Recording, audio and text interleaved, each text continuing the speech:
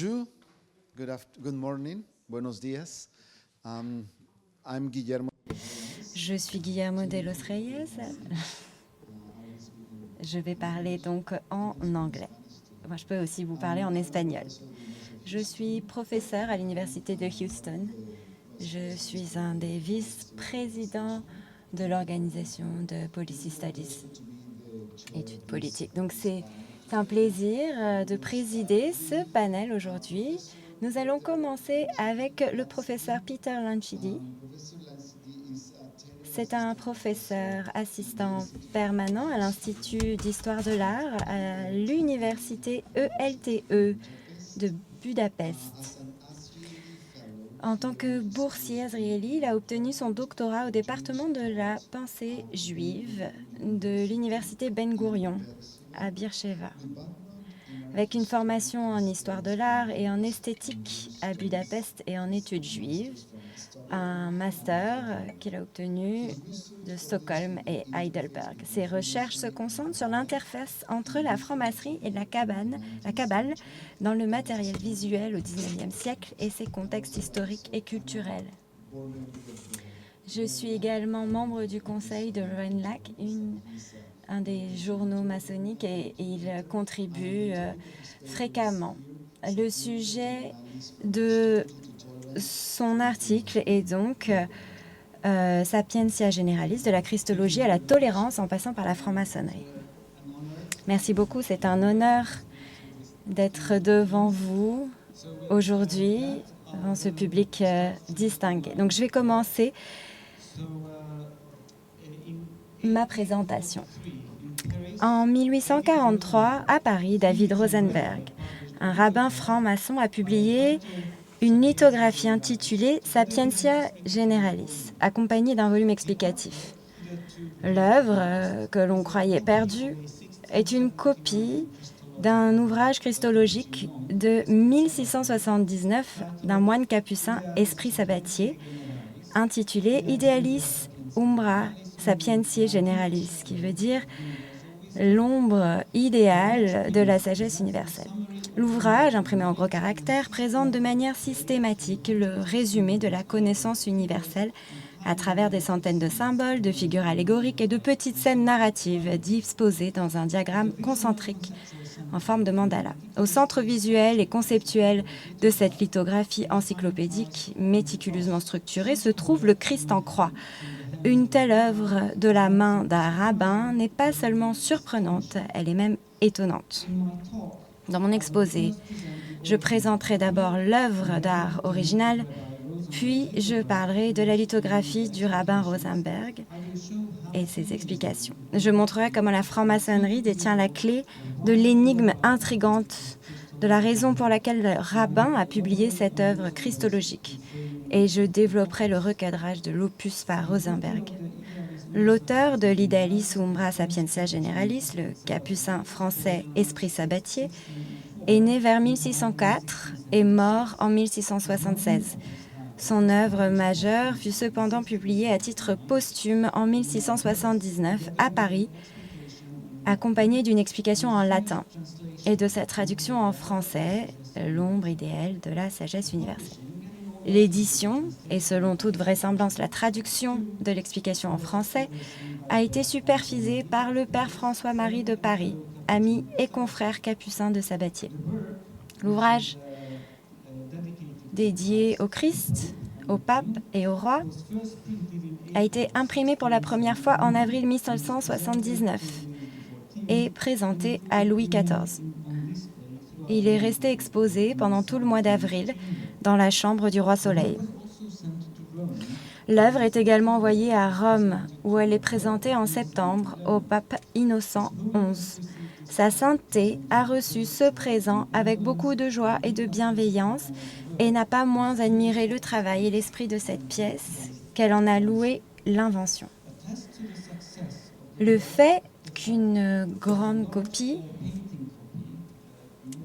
ait survécu, plus de 2,5 mètres par 2 mètres, du début donc du XVIIIe siècle, a survécu en Italie. Alors, je voudrais passer désormais à la gravure. et plus particulièrement la gravure, car la carte et l'explication ont toutes deux été gravées. L'explication a été imprimée sur un grand folio, divisé en 24 feuilles, sur 3 colonnes. La plupart des exemplaires conservés se présentent sous la forme d'un livre, dont les feuilles découpées dans le grand folio sont montées sur des doubles feuilles aveugles. La gravure a été dessinée d'après le programme iconographique et le dessin personnel de Sabatier, une gravure de grand format. Elle présente la structure principale du diagramme de manière schématique, mais avec toutes les inscriptions nécessaires. La gravure est l'œuvre de François Chauveau et François Caumartin.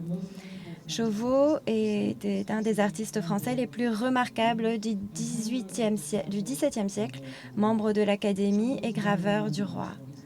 Chauveau est resté dans les mémoires pour ses talents artistiques.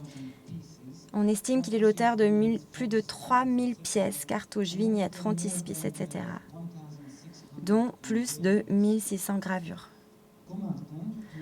Caumartin, qui est principalement connu pour son travail topographique, a fait le lettrage. La partie artistique de la gravure, les figures allégoriques et les petites scènes en forme d'emblème au nombre de plus de 100 ont dû être invitées par Chauveau, suivant les tendances artistiques de l'époque où le genre des emblèmes, avec son jeu complexe entre texte et images, était en vogue en France. Caumartin, en revanche, a dû être chargé de l'exécution du lettrage et peut-être également le dessin du diagramme même. Cela étant dit, Chauveau étant mort la même année que Sabatier, il est probable que certaines scènes ont été achevées par Caumartin, peut-être à la suite des esquisses de Chauveau. Avant d'aborder les aspects encyclopédiques de l'ouvrage, il convient de dire quelques mots sur le titre et le contenu christologique. Le Christ est présenté comme la source et la synthèse de toutes les sciences, comme l'explique Sabatier. Et je le cite, « C'est de lui, par lui et en lui que sont toutes choses. C'est lui qui possède les trésors de la sagesse, qui tient la clé de la science pour l'ouvrir et la fermer à son gré sans qu'aucun autre la puisse ouvrir et fermer. » Fin de la citation. Car il clarifie encore l'idée derrière le titre, le symbolisme lumière-obscurité, en énonçant que celui qui a voulu placer son trône dans le soleil a pris plaisir à l'environner de ténèbres. C'est pourquoi l'œuvre de Sabatier est au mieux l'ombre idéale de la sagesse universelle. Ainsi, tout le système des sciences est expliqué et démontré par le Christ. C'est le long des 4 points cardinaux du Christ crucifié que Sabatier dresse, dans une manière catholiquement chrétienne, la connaissance de l'univers. Les spéculations kabbalistiques chrétiennes sont récurrentes dans l'ouvrage. Il assimile la Kabbale à la théologie des Hébreux, mais explique, et je cite à nouveau, « Peut-être que ce mélange des mystères chrétiens avec ceux des Juifs sous une langue étrangère vous surprend, et vous y faites soupçonner quelque chose de fâcheux. Tant s'en faut. C'est ici que ces deux religions cachent leur sainte alliance, pour nous faire voir que la secrète et sacrée tradition des Hébreux, qu'ils appellent Kabbale, convient parfaitement avec nos mystères dans la personne de Jésus-Christ. » Sabatier déclare que de même qu'il n'y a qu'une seule lumière, il n'y a qu'une seule vérité, et que cette même vérité ne forme par son unité qu'une seule science.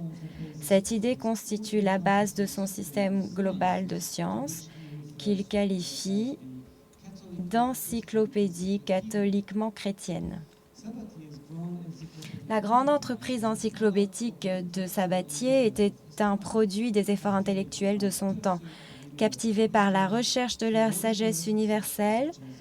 Des théologiens tels que Montarcy Vassy, le Carme Léon de Saint-Jean et le Capucin Yves de Paris étaient des représentants de la grande tradition encyclopédique de l'époque, poursuivant le rêve utopique de systématiser toutes les connaissances.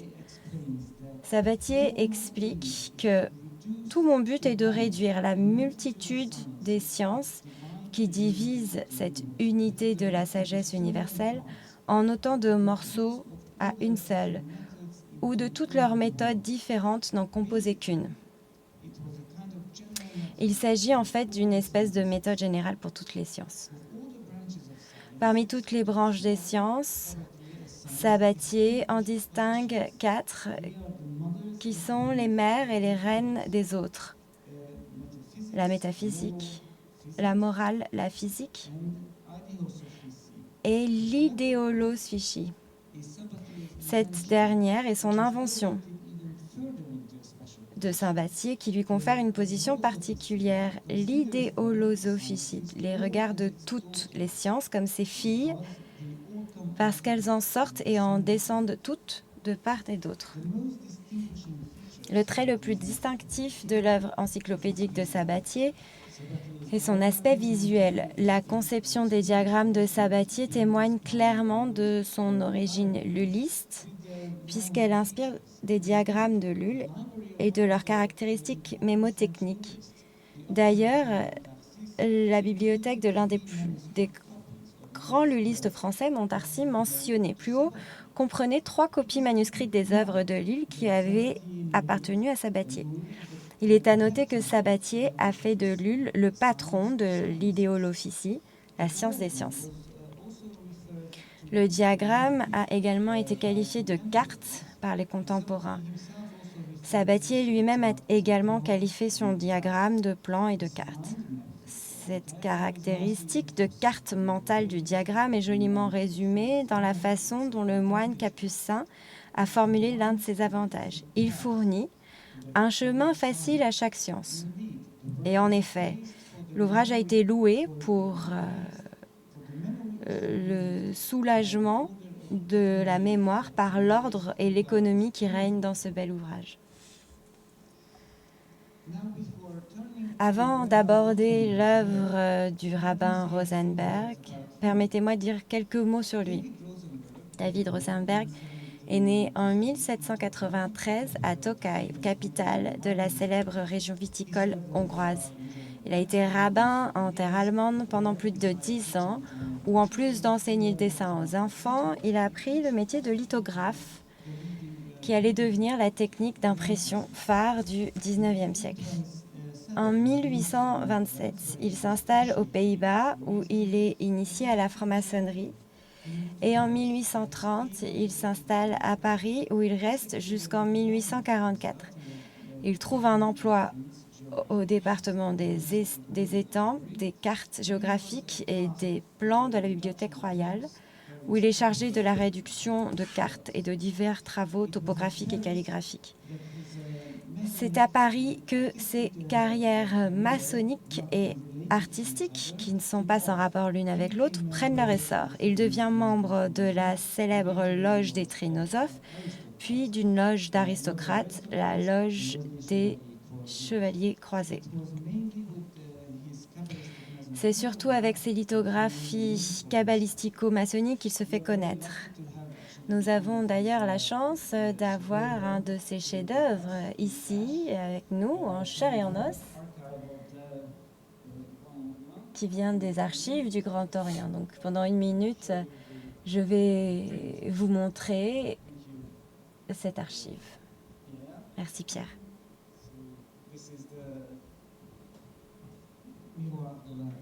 Il s'agit donc du miroir de la sagesse.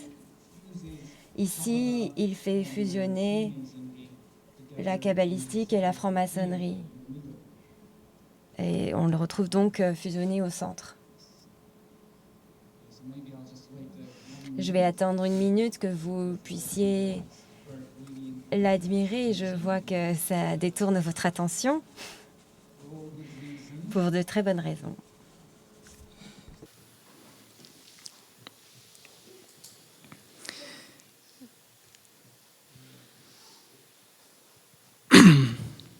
Vous retrouvez toutes les images dans les articles.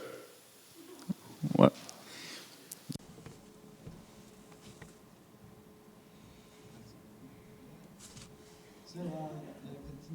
Donc, je continue avec ma présentation.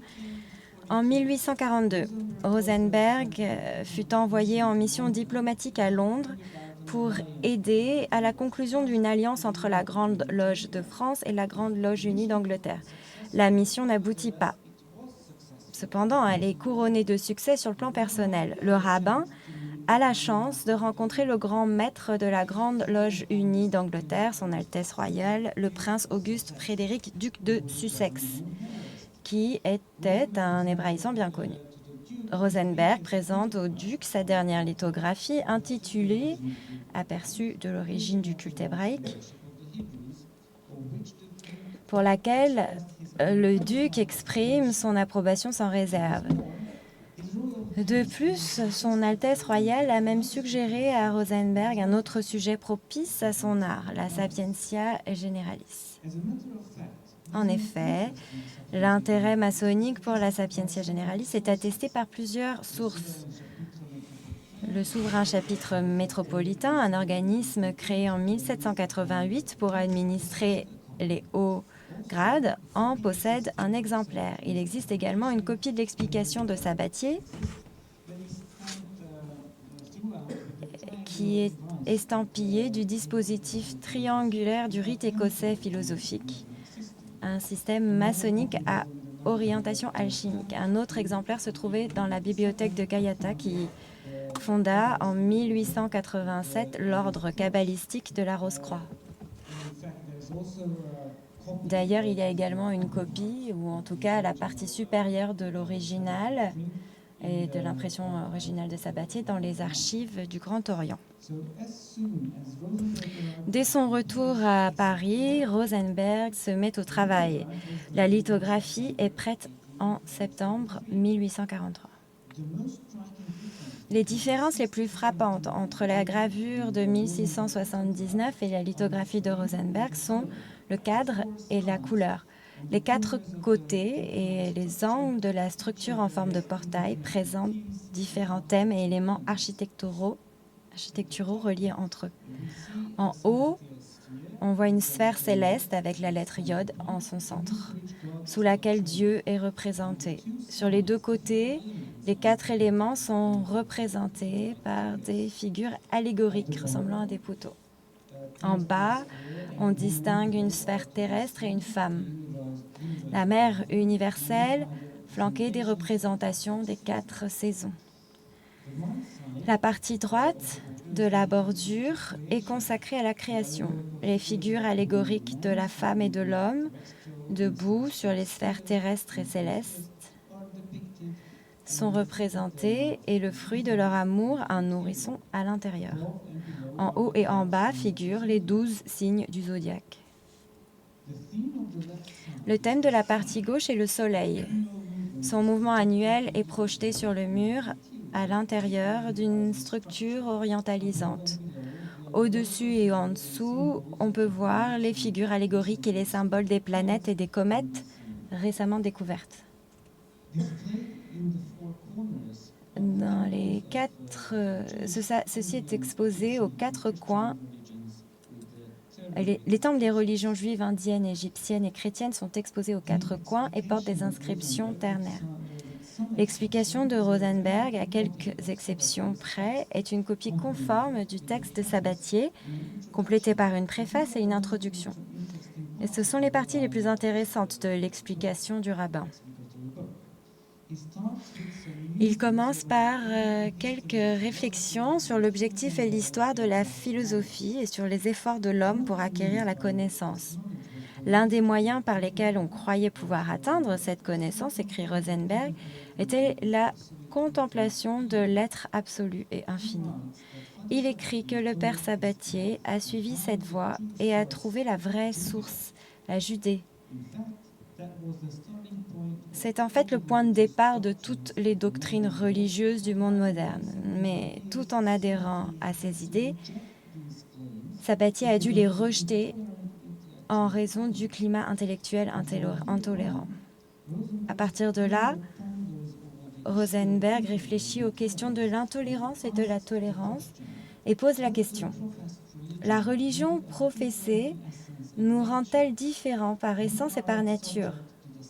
Nous sommes soumis aux mêmes lois de la nature par notre naissance, notre existence et notre mort. Et les religions et les croyances sont également égales pour tous. Après avoir annoncé son credo et sa confiance dans le siècle de la liberté de conscience, il se livre à un panégyrique de la France qui a proclamé la liberté et l'égalité de toutes les religions et où la loi civile est égale pour tous. Et je le cite, « Le mérite d'un citoyen est reconnu et récompensé sans distinction de culte. » Fin de la citation. Rosenberg termine cette préface de plus de 8 pages par le paragraphe suivant. Je le cite.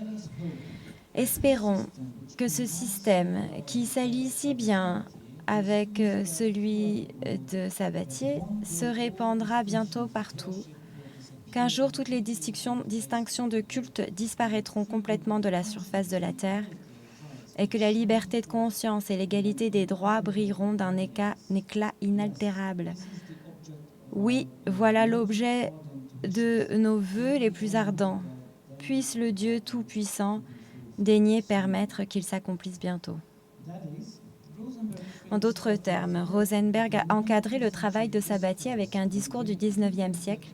Elle a réinterprété non seulement comme un exemple de travail tolérant et latitudinaire, mais aussi comme un travail qui s'appuie sur la tradition juive. Et ce cadrage argumentatif a été transformé en un cadre tangible sur la lithographie. Apparemment, l'opération de Rosenberg a été couronnée de succès, puisque nous lisons dans le numéro de 1869 de la revue Franc-Maçon que l'objectif principal de la publication de Rosenberg était d'obtenir un soutien pour les points cardinaux de son credo, à savoir la liberté et l'égalité pour toutes les formes de culte religieux, et le sujet revêt un intérêt particulier à l'heure actuelle. Rosenberg, bien que nous croyions qu'il soit un professeur de foi hébraïque, parle avec la plus grande révérence du Christ, qu'il décrit comme le résumé ou la perfection de toute chose. En conclusion, une question s'impose. Qu'est-ce qui a bien pu pousser un rabbin, par ailleurs ardent défenseur du judaïsme conservateur, à publier une lithographie au centre de laquelle figure un immense Christ crucifié et son explication christologique? La réponse qui s'impose se trouve dans la commande, ou plus exactement dans la personne qui a sollicité le travail, le duc de Sussex, grand maître de la Grande Loge unie. Une commande que Rosenberg ne pouvait et peut-être même ne voulait pas refuser. Cependant, le fait qu'elle lui ait causé au moins une dissonance cognitive devrait déjà être clair à partir de certains détails. Il s'est distancié de l'opus en modifiant le titre. Sapientia generalis fidelibus Christianis dicatum. Sagesse générale dédiée aux chrétiens fidèles. En outre, contrairement à toutes ces autres lithographies, la Sapientia generalis ne porte pas le nom de Rosenberg. De même, dans l'explication, son nom n'est indiqué que par un monogramme.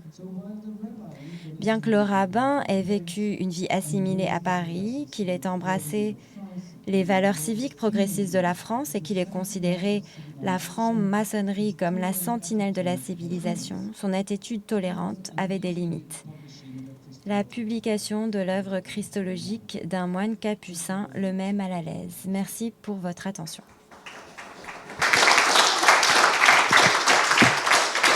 Thank you. We have... Merci. Nous avons 5 minutes si vous avez des questions.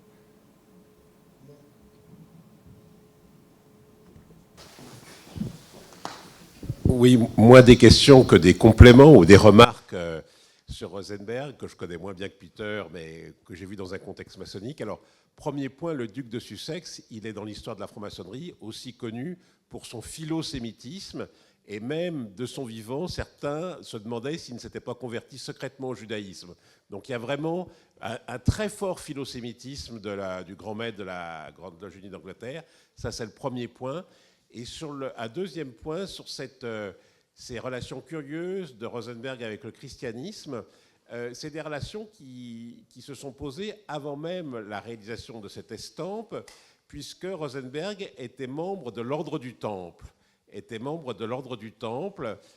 Donc l'Ordre du Temple, c'est une organisation paramaçonnique très, très dynamique entre 1804 et la Seconde République.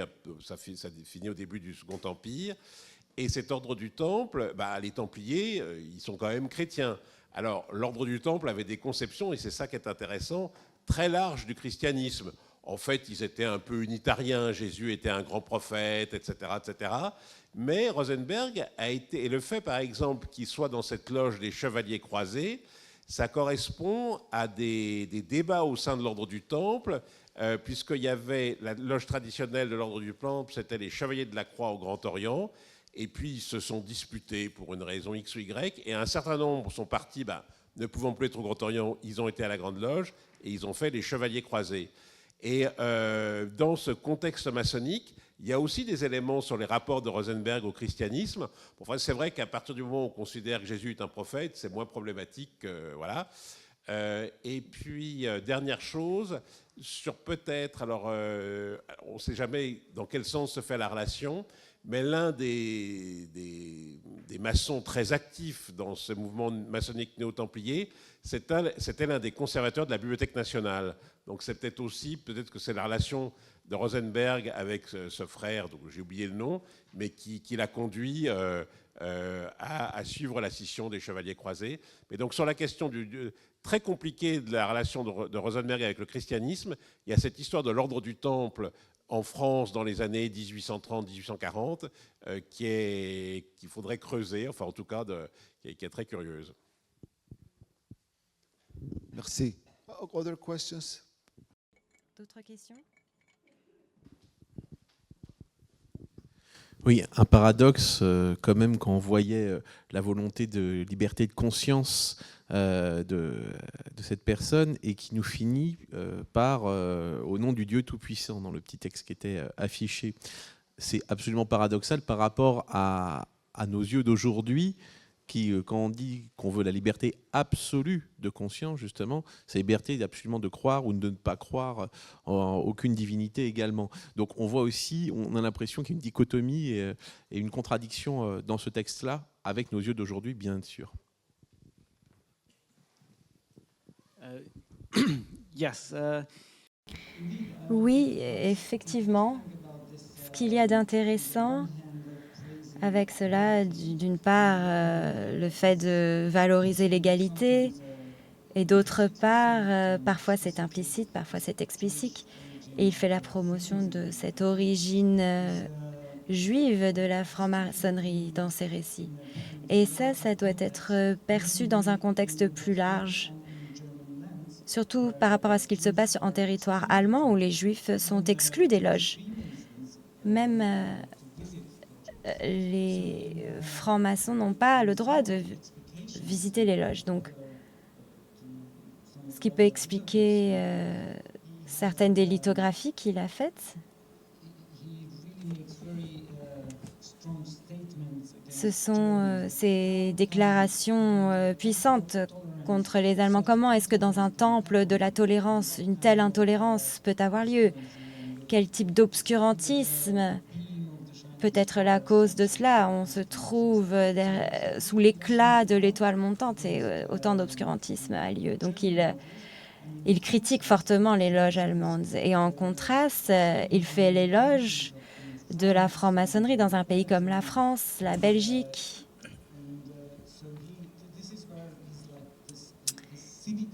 C'est là que son âme civique se trouve, en France. Mais d'autre part, quand il critique fortement les loges allemandes, il dit « Qui sont ces gens qu'il souhaite exclure? Ce sont les Juifs qui ont donné naissance, qui ont fait la promotion de la franc-maçonnerie. » Donc il essaye de vraiment contraster cette intolérance en disant que la franc-maçonnerie, en parlant donc du temple de Salomon et des mythes maçonniques, provient du judaïsme. C'est là que la franc-maçonnerie trouve ses sources. Et c'est pour cela que, à travers ses écrits, on voit cette approche double. D'une part, une tolérance entière à l'égard de toute personne, et d'autre part, il défend ses sources juives. Je pense qu'une des raisons pour laquelle il a été accepté dans une loge chrétienne, c'est exactement parce qu'il était juif, rabbin et kabbaliste. Et ce qui explique cela, c'est que dans cette période, les premières décennies des années 80, le genre des Tuileurs est apparu.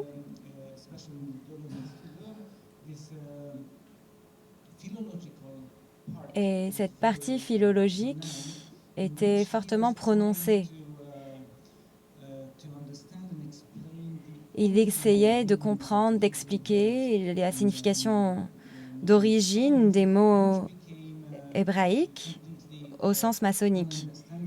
Et en fait, c'était complètement incompréhensible, c'était complètement transformé. On reconnaissait presque plus l'original. Et il y avait également en parallèle l'idée qu'il y avait cette mère des religions, la religion de toutes les religions. Et bien sûr, ici, on parlait du judaïsme. Et Rosenberg s'est présenté en tant que rabbin, juif, kabbaliste, donc le lord ancien du judaïsme.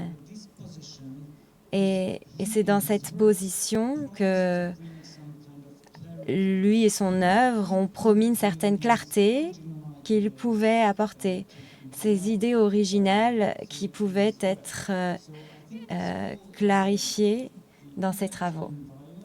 Donc, le contexte intellectuel de cette période a réellement soutenu son intégration à la loge.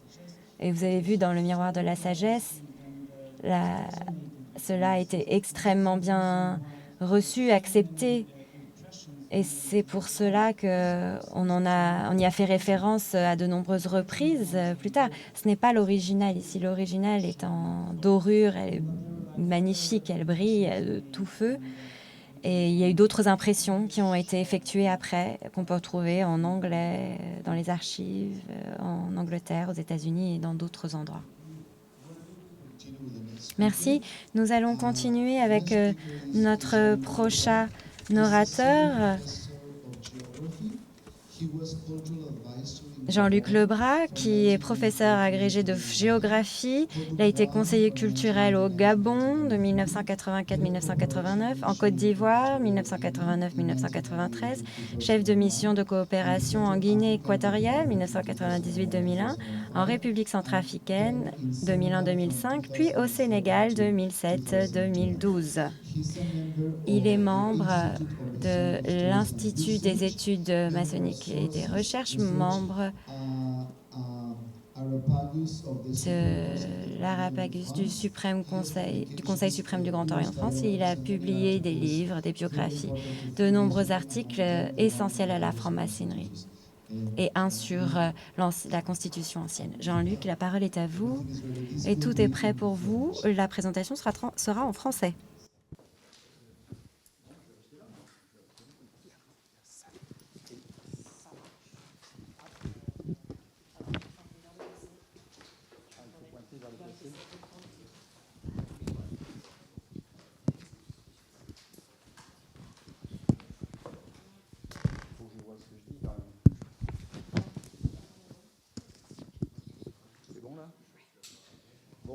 Bonjour à tous et à toutes. Vous avez besoin que je prenne le micro ou je peux m'en passer? Ah, pour les traducteurs. Oui, d'accord. Désolé. Oui, je vais aborder un sujet que m'a demandé de traiter Pierre Mollier, ici présent. Comment est-on passé de l'appellation Grande Loge à l'appellation Grand Orient? Alors, c'est un sujet qui est passionnant, évidemment, qui n'a pas vraiment été traité. Il est abordé de temps en temps dans la littérature maçonnique, mais en réalité, on ne s'est pas attaché à essayer de comprendre où, quand, comment cela s'est passé. Et ça ne vaut pas que pour la littérature maçonnique. Grand Orient de France, tout le monde sait que ça existe depuis 1773. Alors du coup, je suis allé voir dans les dictionnaires. Et il a fallu que j'attende les dictionnaires ordinaires, pas les dictionnaires maçonniques, ceci dit, il n'y en avait pas tellement à l'époque.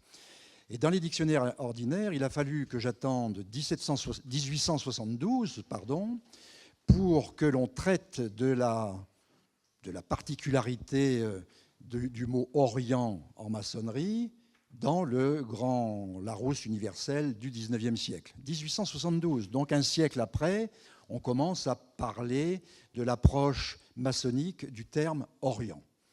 Suivi de très près, 1873, par le Littré. Alors là, c'est un petit peu plus normal, puisque le Littré était fraîchement franc-maçon. Mais j'ai trouvé que peut-être, en regardant les diverses éditions du dictionnaire de l'Académie française, je pourrais remonter un petit peu vers 1773. En réalité, j'ai eu beau consulter toutes les éditions du dictionnaire de l'Académie française, on ne parle jamais d'Orient, de Grand Orient dans le sens maçonnique. On n'en parle jamais si. Mais il a fallu attendre la 9e édition du dictionnaire de l'Académie française pour qu'on aborde le sujet. Et cette 9e édition, tenez-vous bien, c'est en 2011.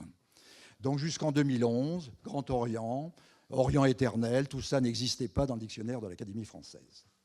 Donc je vous propose d'essayer d'aborder le sujet rapidement en 2 temps. Comment on est passé de l'appellation Grande Loge à celle de Grand Orient, et ensuite, ce que je trouve aussi particulièrement intéressant, c'est que Grand Orient, ce n'est pas qu'une appellation. Et on verra que la période 1773-1774 est riche en développement de ce côté-là. Alors, l'introduction, c'est fait. Voilà. Non, j'ai été trop vite. Au secours. Voilà. Alors, non, ça y est, j'y viens. Voilà. Donc, je vais quand même essayer de rappeler le contexte parce que... Oui, c'est ce que j'ai fait. Il faut quand même avoir une idée du contexte pour comprendre ce que c'était qu'une grande loge ou un Grand Orient de France. Le contexte, c'est d'abord d'avoir à l'esprit une chronologie sommaire de l'évolution de la maçonnerie en France au XVIIIe siècle. J'intitule la première séquence 1725-1743. Pourquoi 1725 ? Parce que c'est la première loge connue à Paris, Saint-Thomas. Et pourquoi 1743 ? Parce que c'est la mort du duc d'Antin et ce sera l'arrivée du comte de Clermont. Alors, j'ai besoin du pointeur, voilà. Alors, le pointeur, il faut que je me mette en face ou quoi ? Ça marche pas ? Bon, ben on va se passer du pointeur, alors. Donc, première période, 1725-1728, c'est celle qui est à gauche. Il y a des loges, mais il n'y a pas de grand maître. Ensuite, c'est toi qui as agrandi ?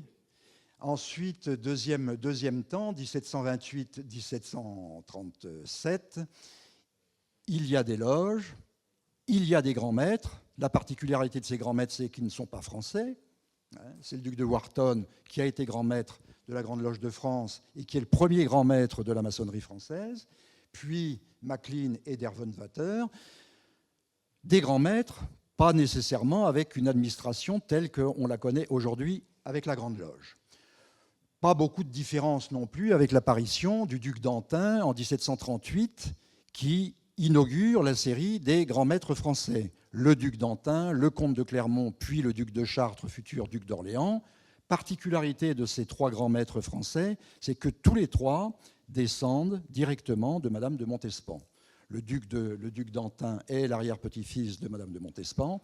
Le comte de Clermont et le duc de Chartres sont des descendants de Madame de Montespan et de Louis XIV, puisque leurs ancêtres sont mademoiselle de Blois et mademoiselle de Nantes, c'est-à-dire des filles légitimées de Louis XIV. Donc jusqu'en 1743, jusqu'à l'arrivée du comte de Clermont, des loges, des grands maîtres. Roger Daché dit qu'à cette période-là, où est le grand maître est la grande loge. Oui, c'est pas faux, d'autant plus que c'est à Paris, mais il n'y a pas de réelle administration, même s'ils ont des grands officiers, même s'ils ont un début de secrétariat. Vient ensuite la période du comte de Clermont. Alors là, voilà. C'est toi qui vas les faire défiler ? C'est parfait. Ensuite vient la période 1743-1771, où est arrivé le comte de Clermont, qui est le grand maître de la maçonnerie française pendant cette période-là. Pour autant, on sait que la loge du comte de Clermont avait des statuts, une organisation, mais ce n'était pas des statuts de la Grande Loge de France, même si son intitulé, c'était grand maître des loges de l'ordre royal, non, l'ordre royal c'est après, des grands maîtres des loges régulières de France.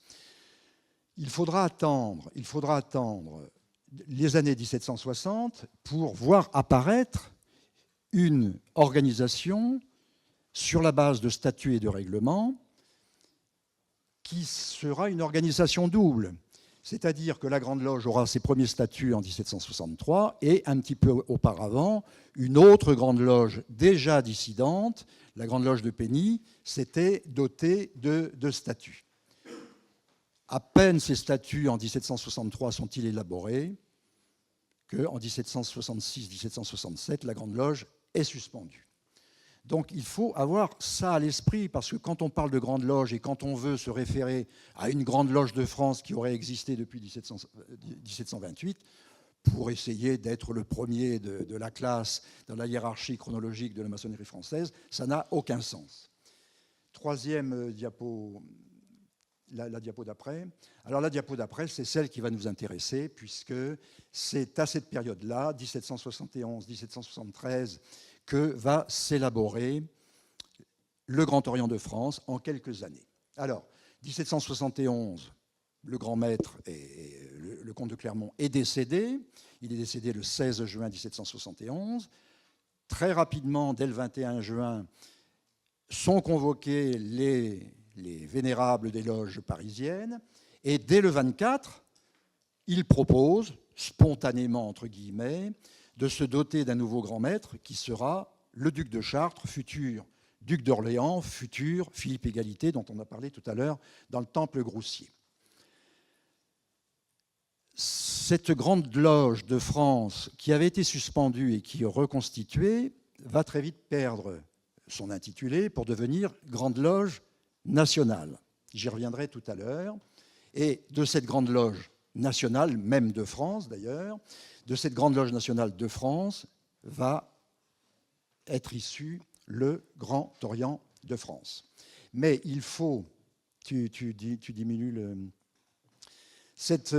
il faut savoir que même ce Grand Orient de France, qui a fêté ses 250 ans l'année dernière, même ce Grand Orient de France va connaître quelques petits déboires à partir de 1789, puisque celui qui est le père, en réalité, du Grand Orient de France, le duc de Montmorency-Luxembourg, part en exil dès le 15 juillet 1789, le lendemain du 14 juillet.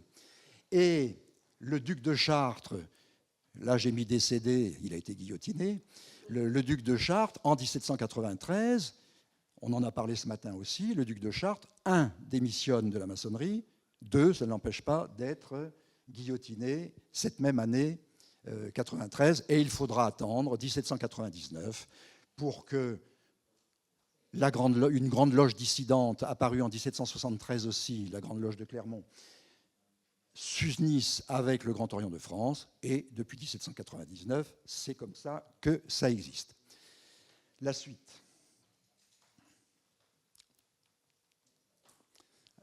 C'est ça la prochaine ? Oui, bon, laisse-le. Donc, avoir un petit panorama de la chronologie de la maçonnerie, je crois que c'est utile. Avoir quelques définitions de Grande Loge Grand Orient, ce n'est pas inutile non plus. Les dictionnaires actuels présentent l'intitulé Grande Loge comme une obédience dans laquelle on ne pratique qu'un seul rite. Et Grand Orient, ce serait une obédience dans laquelle on peut pratiquer plusieurs rites. Ce n'était pas exactement comme ça. D'abord, l'écosysme n'était pas organisé en rites au XVIIIe siècle. Il faudra attendre le début du XIXe. Donc, ce n'est pas exactement comme ça que ça se présentait au XVIIIe siècle. Alors, l'intitulé Grand Orient au XVIIIe siècle, ce n'est pas le même avant 1773 et après 1773. Avant 1773, on peut lire tout ce qu'on veut, l'expression Grand Orient a un sens de localisation pointré. Ça n'a jamais le sens d'une organisation institutionnelle de la maçonnerie. Alors quelquefois, on peut avoir un petit doute. Par exemple, en 1766, la veuve d'un vénérable, le vénérable Dubois, écrit au secrétaire général de la Grande Loge, donc 1766, elle vient d'être veuve, son mari était vénérable, elle demande un secours, et elle écrit à tous les vénérables des loges de votre Grand Orient. Bon, il peut y avoir une petite ambiguïté, mais il n'y en a aucune. Votre Grand Orient, c'est la localisation parisienne des loges des maîtres de Paris. Autre petite ambiguïté qui peut apparaître aussi, c'est qu'en 1766, par exemple, là, en 1760,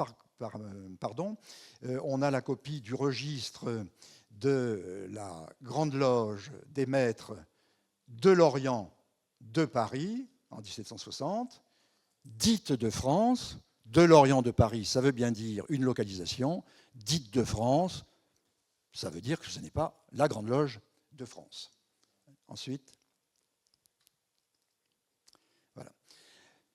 Grand Orient, après 1773, aura le sens d'institution maçonnique. Ça, c'est clair aussi.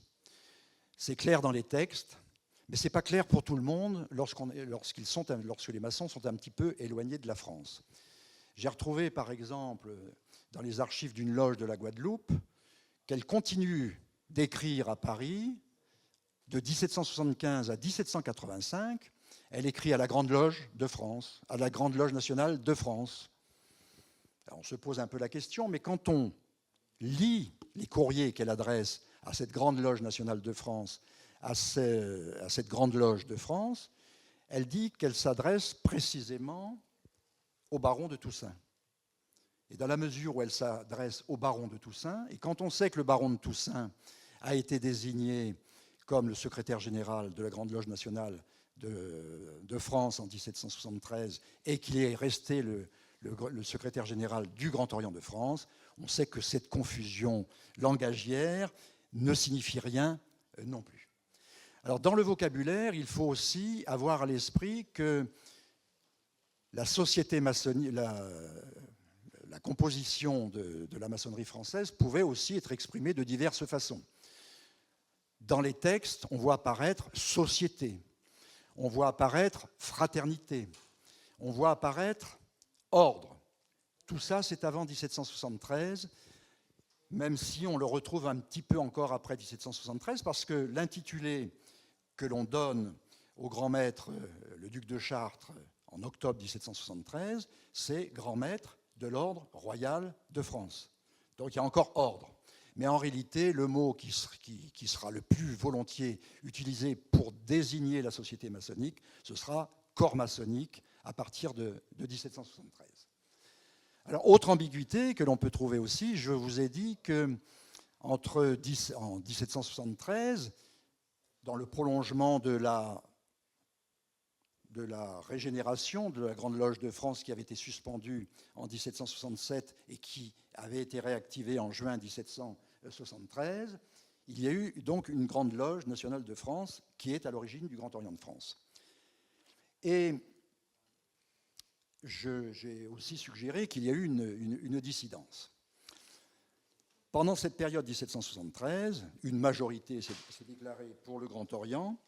Et non, ça va. Il y a une majorité qui s'est déclarée pour le Grand Orient, mais il y a eu une minorité. et on verra tout à l'heure pourquoi, qui a refusé de suivre la réforme engagée par le duc de Montmorency-Luxembourg.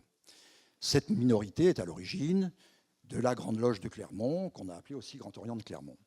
Et elle écrit, le 21 juin 1773, à la Grande Loge nationale de France, donc, et elle écrit, et ce qui est curieux dans ce texte, c'est que sa délibération s'intitule « Délibération de la très respectable Grande Loge de France », donc eux s'instituent Grande Loge.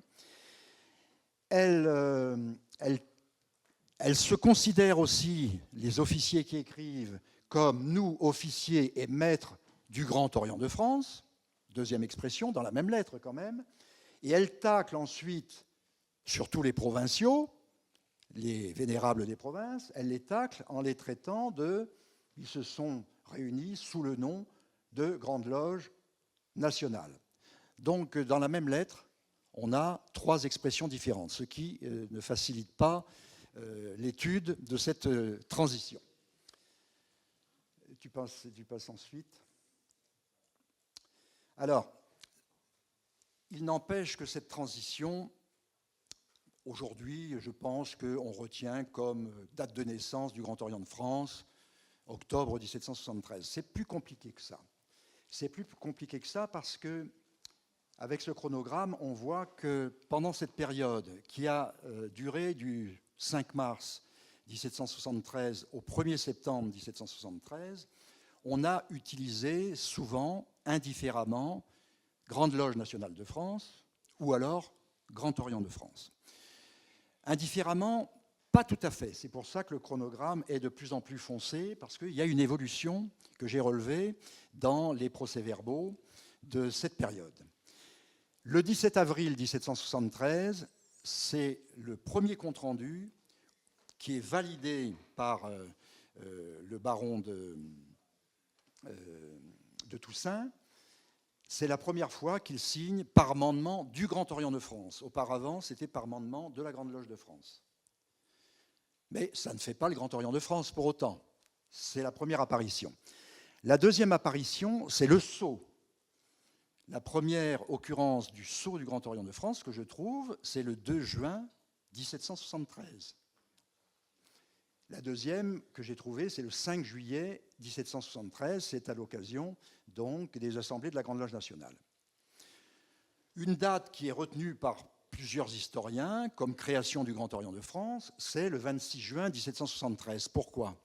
Parce que le 26 juin 1773, les nouveaux statuts qui avaient été préparés depuis 1772 par un groupe de 8 commissaires et qui a été validé ce jour-là, 26 juin 1773, les statuts du Grand Orient de France, en 4 chapitres, ont été adoptés. On peut aussi retenir la date du 22 octobre 1773. C'est le jour, c'était un vendredi, c'est le jour où le duc de Chartres est installé grand maître, non pas du Grand Orient de France, mais de l'Ordre royal de France. Et on peut retenir, moi j'aurais tendance à retenir ça, le 27 décembre 1773, qui est la seconde chronologiquement, mais en réalité la vraie première assemblée générale du Grand Orient de France. Voilà pour le contexte de cette période-là. Tu vas à la diapositive suivante. Alors, on est passé de Grande Loge à Grand Orient, de Grande Loge à Grande Loge nationale de France en 1773 et à Grand Orient à la fin de l'année 1773.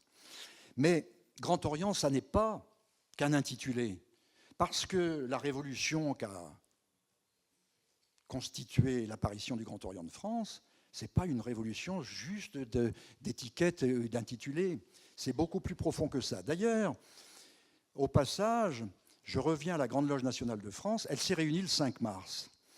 Et Alain Le Bihan, lui, bien que ce soit la première réunion de la Grande Loge nationale, propose que la vraie réunion de la Grande Loge nationale, avec cet intitulé, soit le 9 mars. Pourquoi le 9 mars ? Parce que la veille, les députés de province qu'on avait fait venir, et ça c'est le duc de Clermont qui les avait fait venir pour contrebalancer la puissance en nombre et en pouvoir des maîtres de Paris, eh bien ces provinciaux le 8 mars, la veille donc du 9 mars, avait demandé à se réunir à part. Alors je ne sais pas si ça vous dit quelque chose, mais en 1789, vous avez aussi un groupe social qui a demandé à se réunir à part. C'est le tiers-État. Et donc, là, on voit apparaître déjà les prémices de l'opposition, les Girondins, les Montagnards, en réalité. Hein. Il faut vraiment l'avoir à l'esprit. Alors, cette expression Grand Orient, donc, n'est pas qu'un intitulé. Je vais le traiter en deux parties. D'abord, c'est une administration. C'est une administration avec un centre et une périphérie, avec des identifiants symboliques très forts, avec des moyens financiers. Ça, c'est quand même la force de frappe du Grand Orient à l'époque. Et puis après, je verrai comment 1773 n'est pas la seule date à retenir, parce que tout au long de 1774-1775, on continue au Grand Orient d'améliorer, de perfectionner les statuts. Alors, vas-y, ensuite. Alors, qu'est-ce que c'est que le Grand Orient de France? C'est une administration. Je fais vite. Cette administration, c'était 3 chambres. La chambre d'administration, la chambre de Paris et la chambre des provinces. Celle qui est la mieux structurée, c'est la chambre d'administration, puisqu'elle avait 3 bureaux, un bureau du sceau, un bureau de la correspondance et un bureau des finances. Ça, c'est la première chose, je pense, qu'il faut avoir à l'esprit en termes d'administration, c'est son organisation. Ce qu'il faut avoir à l'esprit aussi, c'est qu'elle s'est définie, ce que cette institution s'est définie. Elle définit ce que c'est que le corps maçonnique. Ce sont tous les maçons réguliers de France. Elle définit ce que c'est que le Grand Orient. Ce sont tous les vénérables des loges régulières, tant de Paris que de province, nous disent les textes. Et elle s'est donnée aussi, donc cette administration, elle s'est donné des définitions, elle s'est donné aussi un vocabulaire. Alors le vocabulaire, je trouve que c'est intéressant parce que ça apparaît dès le 22 octobre 1773. Et c'est clairement exprimé comme ça. Auparavant, il y avait des procès-verbaux. Le brouillon du procès-verbal s'appelait plumitif, il suffit de lire les textes. À partir du 22 octobre 1773, on ne parle plus de procès-verbaux, on parle de planches à tracer. Donc l'expression planche à tracer date très précisément, enfin, ça existait auparavant, mais officiellement, son emploi est institutionnalisé le 22 octobre 1773 et plumitif est remplacé, par exemple, par esquisse. Le passeport maçonnique est remplacé par certificat spécial, par exemple. Donc, planche à tracer, là, ce que je vous ai mis avec le nouveau vocabulaire, c'est le titre du compte-rendu de l'installation le 22 octobre du duc de Chartres. Ça s'intitule « Planche à tracer » et c'est le premier usage officiel et officialisé. À côté de cette administration qui se donne une organisation, qui se donne un vocabulaire, au-delà de ce vocabulaire, il y a autre chose qui apparaît aussi. Même si ça existait depuis 1764, mais de façon manuscrite, il y a quelque chose qui devient officiel en 1774, c'est la triponctuation. 1774, c'est la première apparition de la triponctuation dans les imprimés du Grand Orient de France. Grand Orient de France, d'ailleurs, qui, organisé de façon centralisée, voire centralisatrice, avait aussi proposé des modèles de lettres pour ériger une chambre, modèle de lettres pour les constitutions et même modèle de lettres pour les brevets. D'ailleurs, le modèle de lettres pour les brevets qui a été proposé en 1774, c'est exactement le même qui a duré jusqu'en 1940.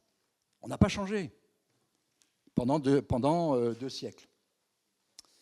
Ensuite, alors, le Grand Orient de France se dote donc de tout un vocabulaire, d'une administration, d'un langage particulier. Alors, reviens par contre sur le sceau.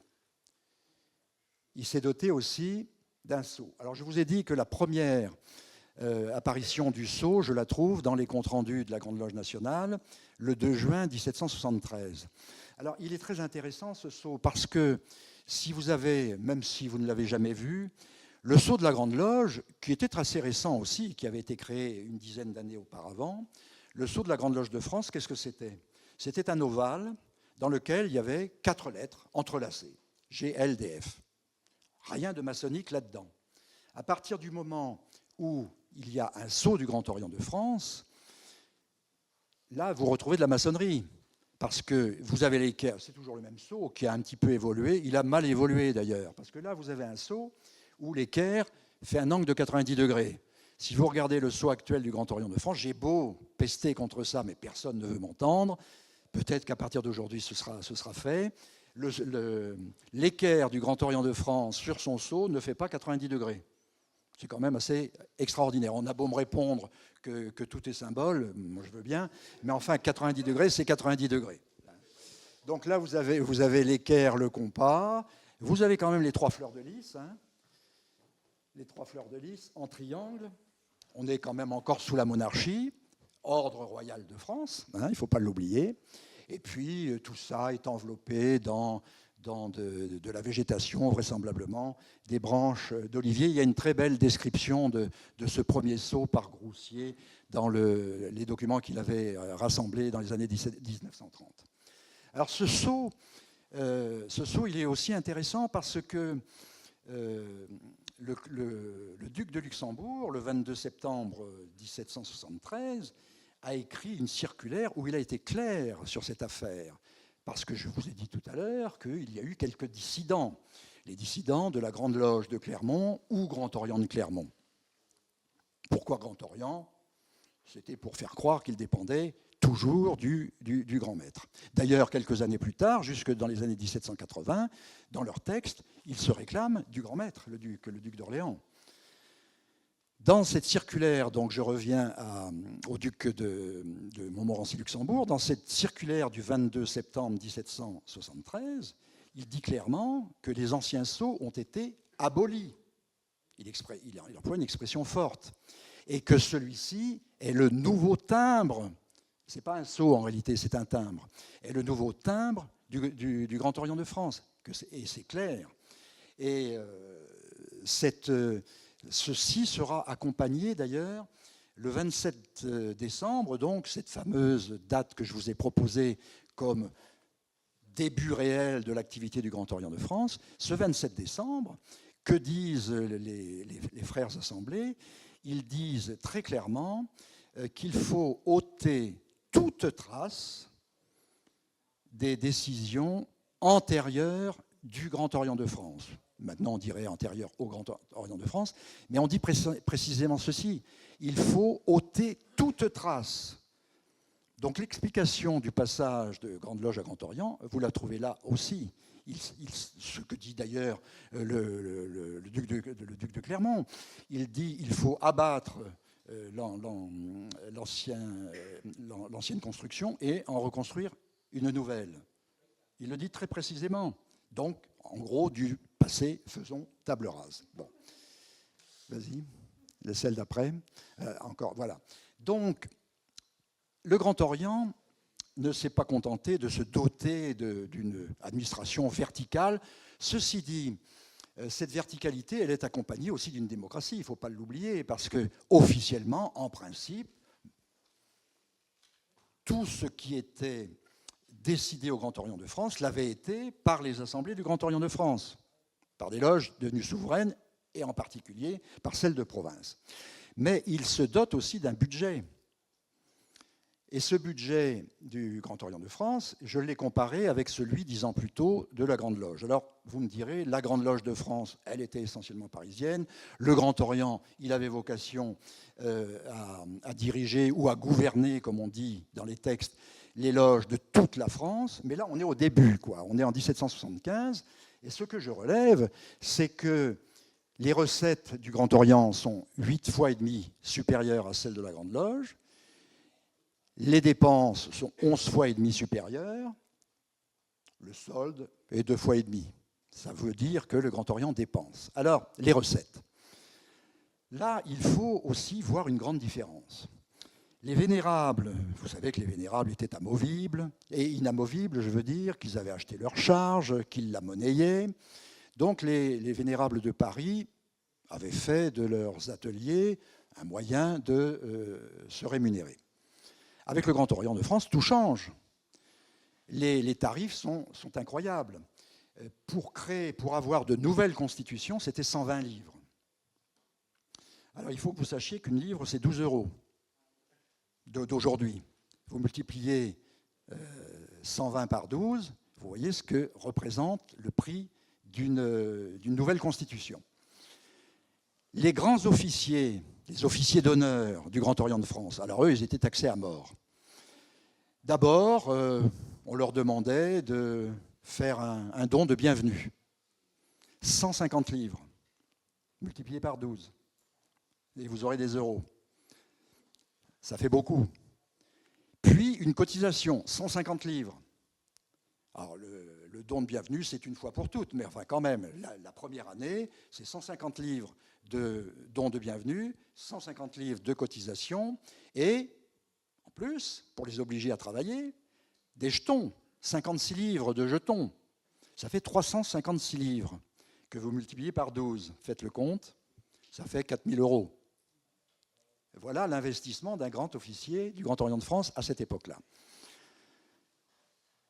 Ça n'a pas duré, mais le Grand Orient en avait besoin parce qu'il avait quelques dettes. Et il faut que vous sachiez que l'une des particularités aussi du Grand Orient, par rapport à la Grande Loge, c'est que jusqu'en 1774, comme la Grande Loge, il a été nomade, il a été forain, si vous voulez, mais à partir d'août 1774, il est installé dans ses murs.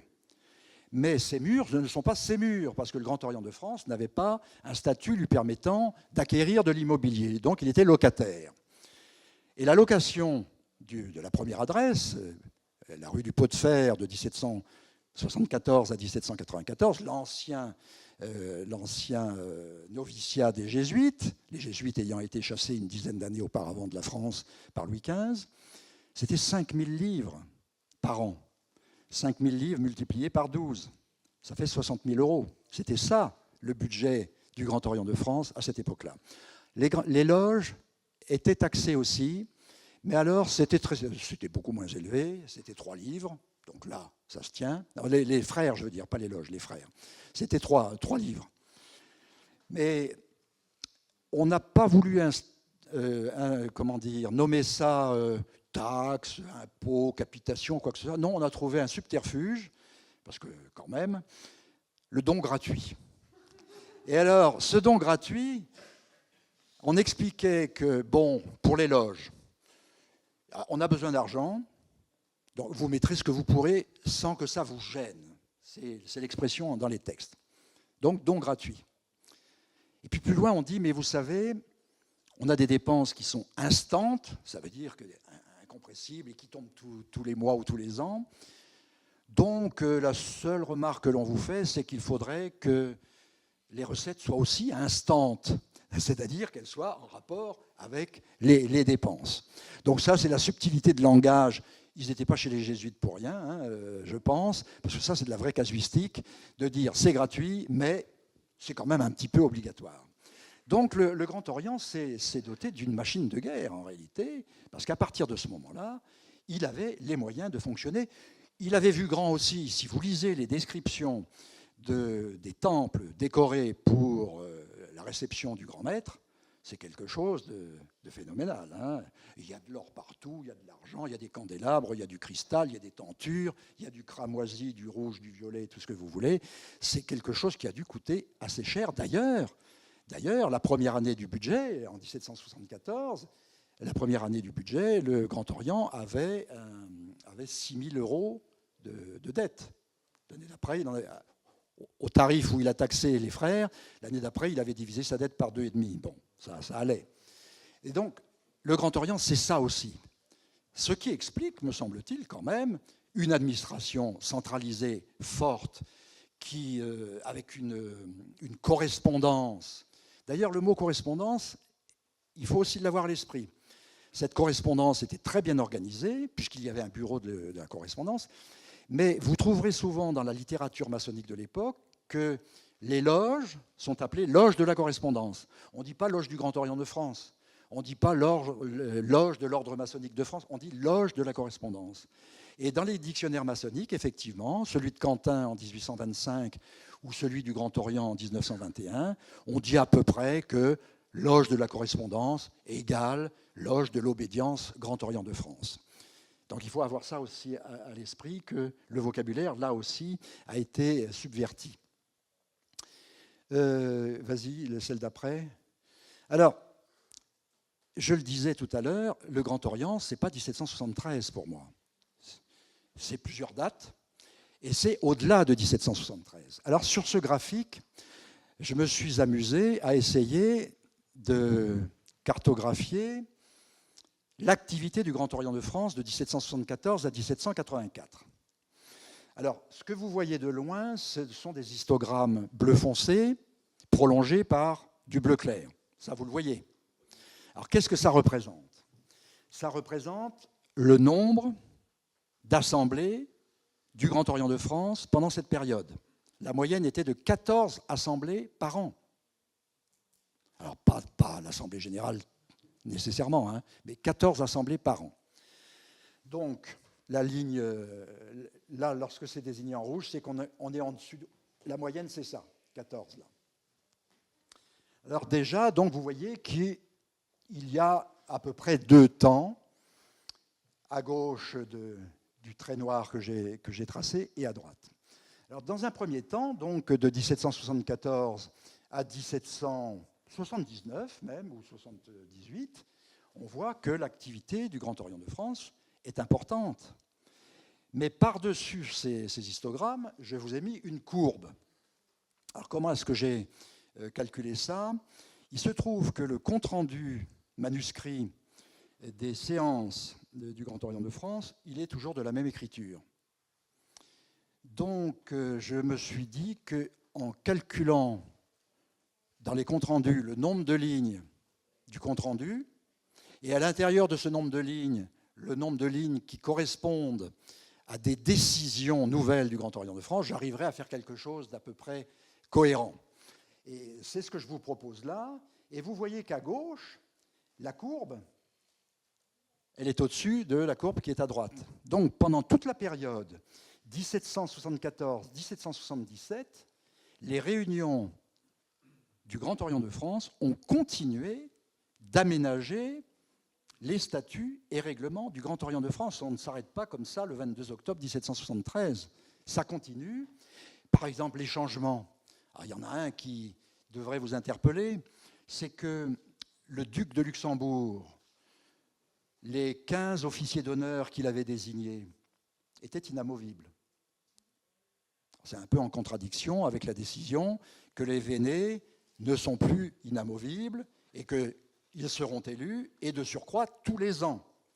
Alors, il y a 2 rythmes d'élection à l'intérieur du Grand Orient à cette époque. Il y a le rythme tous les ans et le rythme tous les 3 ans pour la structure centralisée. Mais enfin, on est réélu régulièrement. Mais pas le duc de Clermont, pas le duc de Chartres, pas les officiers. Et il se trouve que, assez rapidement, dès 1775, et les textes officiels disent que c'est à l'initiative du duc de Luxembourg, ce qui fait que c'est quand même un personnage plus qu'intéressant, parce que c'est la haute aristocratie qui réforme dans un sens démocratique en valorisant l'élection régulière. Il faut que ce soit un grand prince qui propose lui-même, et le duc de Chartres le proposera aussi, mais ça sera refusé, qui propose lui-même d'être soumis à l'élection. Alors, ça ne changera rien. Il sera réélu tous les ans. Il quittera en 1789. Il était toujours administrateur général du Grand Orient de France, mais à partir de 1775, il est élu. Il n'est plus inamovible. Il n'est plus nommé. Enfin, il avait été élu en 1771, puis en 1773. Mais là, il est réélu régulièrement, tous les 3 ans. Donc ça, je trouve que c'est assez important d'avoir à l'esprit qu'on est passé d'une grande loge jusqu'en 1766 qui avait un embryon d'administration. Alors, il y avait un trésorier, il y avait un secrétaire, bon, il y avait le grand maître, évidemment, mais une administration qui n'avait d'autorité essentiellement qu'à Paris ou dans la grande région parisienne, et qui était en concurrence, rappelez-vous, avec des grandes loges provinciales. Par exemple, il y a un abbé qui est célèbre, l'abbé lyonnais, l'abbé Rosier, qui était le représentant de la Grande Loge de Lyon en 1773 à Paris. Donc il y avait des grandes loges provinciales. Des grandes loges provinciales, d'ailleurs, ça me fait penser, c'est ce qu'on va aborder à la fin, à ce que j'essaie de simplifier dans un document terminal. Vas-y, je pense que c'est celui d'après. Voilà. Pour essayer, alors je ne dis pas, ce graphique ne dit pas que ça a été conceptualisé comme moi je le fais. Mais pour expliquer que le Grand Orient de France ait vécu 250 ans, sans révolutionner complètement ses méthodes, même ses papiers administratifs, on l'a vu tout à l'heure pour les brevets qui étaient les mêmes jusqu'en 1940. Le Grand Orient de France, qu'est-ce que c'est à l'issue de la réforme du duc de Luxembourg? C'est d'abord un centre, parce que c'est centralisé quand même, le Grand Orient de France. D'ailleurs, la Révolution fera un petit peu la même chose, et Napoléon par-dessus. Alors, au centre, vous avez donc deux têtes. Le duc de Chartres, c'est le grand maître, et Montmorency, qui est l'administrateur général. Mais à côté de l'administrateur général, il y a aussi le grand conservateur, qui a à peu près le même statut, mais qui n'a pas le même impact sur le Grand Orient que Montmorency-Luxembourg. Là, on est en 1773, c'est créé, ça existe. Et qu'est-ce qu'il y a dans un deuxième cercle? Les loges symboliques.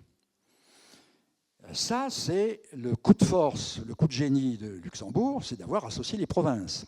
Donc vous avez les loges symboliques de Paris et les loges symboliques de province. 1773, ça y est, c'est acté, tout le monde a son mot à dire. Et les loges de province l'ont bien fait sentir dès le 8 mars 1773 en se réunissant à part. Troisième cercle, le Grand Orient s'est aussi approprié les loges d'adoption, 1774. Et un petit peu doublement, parce qu'il reconnaît les loges d'adoption, donc les loges féminines, en 1774. La même année, on décide que quand même, il ne faut pas trop en lâcher aussi rapidement, les vénérables seront des vénérables de loges régulières du Grand Orient de France. Donc les grandes loges, les loges d'adoption sont féminines, mais le véné est quand même un homme. Mais ce qui est intéressant, c'est que je vous ai mis deux dates, 1774, donc c'est la reconnaissance des loges d'adoption, mais au-dessus 1775, parce qu'en 1775, malgré tout, les loges d'adoption ont une grande maîtresse. Et ça n'est pas n'importe qui. C'est la propre sœur du duc de Chartres, du duc d'Orléans, Bathilde d'Orléans, la mère du duc d'Enghien, qui sera fusillée dans les fossés de Vincennes par Napoléon. Parce que c'était un risque de réintroduire la monarchie trop vite.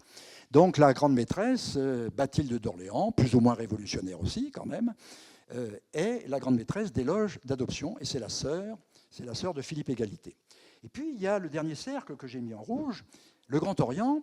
Vous savez que très tardivement encore, il ne reconnaît que les loges symboliques. Mais enfin, quand on fait de la politique, on essaie quand même de la médiation. Et alors, ça avait commencé un petit peu avant le Grand Orient de France. En 1772, la Grande Loge avait déjà fusionné avec le souverain conseil des empereurs d'Orient et d'Occident. C'était en août 1772. D'ailleurs, à partir de ce moment-là, on ne l'appelle pas Grande Loge de France, mais très respectable Grande Loge de France. À partir de ce moment-là, jusqu'en 1773. Mais en 1776, le Grand Orient, qui ne reconnaît toujours pas les hauts grades, signe un accord avec des directoires provinciaux, des directoires écossais, Marseille, Lyon et Strasbourg. Alors si vous lisez l'explication que l'on en donne, c'est sérieusement alambiqué. Il dit oui, mais bon, en réalité, les grades qui sont pratiqués dans les loges symboliques des grades écossais, c'est pas si éloigné que ça des grades que nous pratiquons. Bon, très bien. Là, quant aux hauts grades, bon, alors là, ils admettent par avance que ces directoires qui vont fusionner avec le Grand Orient de France seront loyaux avec le Grand Orient de France. C'est un coup de maître. Hein. Ils ne reconnaissent pas les hauts grades, mais ils les incorporent quand même. Donc je crois que ça s'appuie. Alors tu diminues le.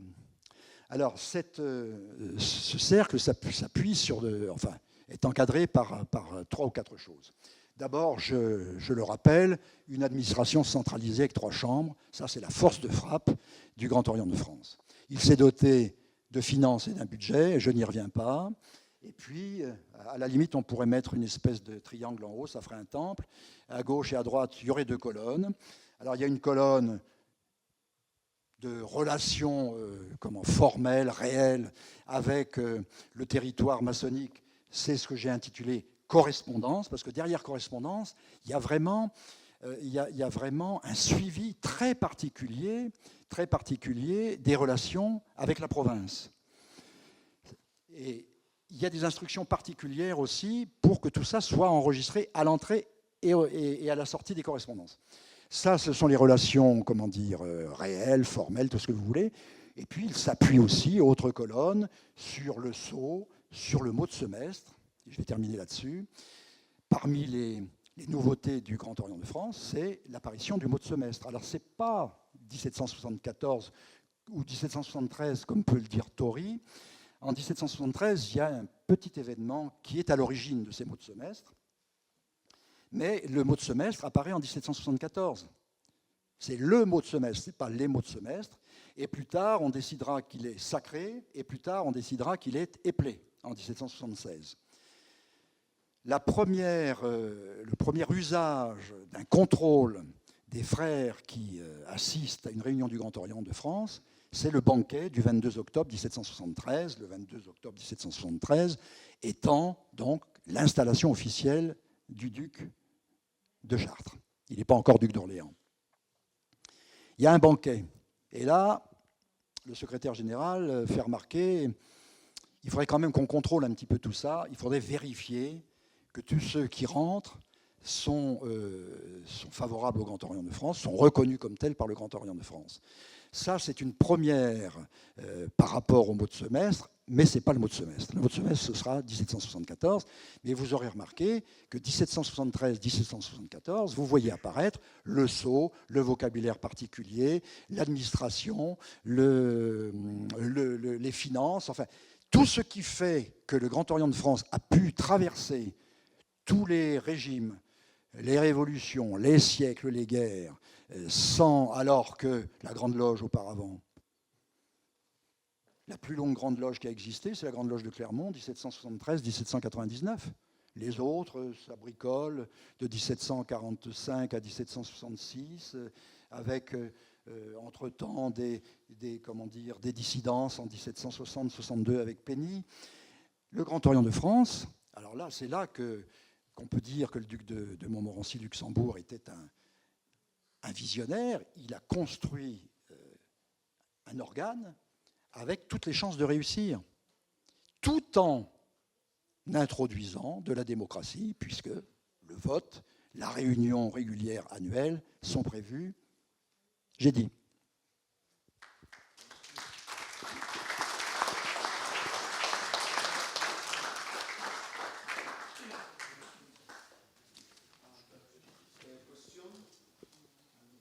C'est l'heure du repas.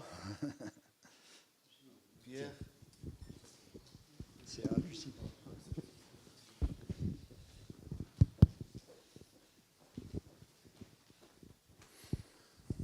Oui, alors moi je m'interrogeais aussi sur l'apparition du mot. Et on en avait parlé. Ce qui m'avait frappé, alors on a les lectures qu'on mérite, en consultant des documents publiés d'ailleurs, si je me souviens, par le Forestier, sur les élus Cohen. Dans les années 1760, Martinez de Pasquali fait des diplômes où il y a marqué en tête du Grand Orient de France, etc. Donc ça montre que l'expression était bien antérieure à 1773, mais effectivement, je pense qu'elle a une conception géographique, c'est-à-dire c'est à la fois une sorte d'Orient national, quoi. Le mot national n'était pas encore en cours. Voilà. Alors sinon, ce qui m'a beaucoup intéressé, c'est ta remarque du début sur le fait que la Grande Loge, c'est un seul rite, le Grand Orient, c'est 2 rites. Alors c'est une création complète, ça Oui. mais je pensais que c'était quelque chose interne à la maçonnerie, mais ça veut dire que les dictionnaires l'ont repris, alors que ça a dû être probablement inventé par Oswald Wirth ou par un autre littérateur maçonnique de la fin du 19e ou du début du 20e. Et c'est curieux de voir que c'est repris dans des dictionnaires lexicographiques extérieurs à la maçonnerie.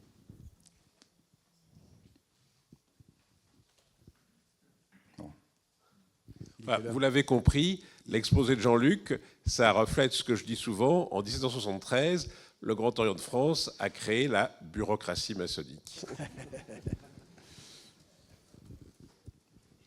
Oui.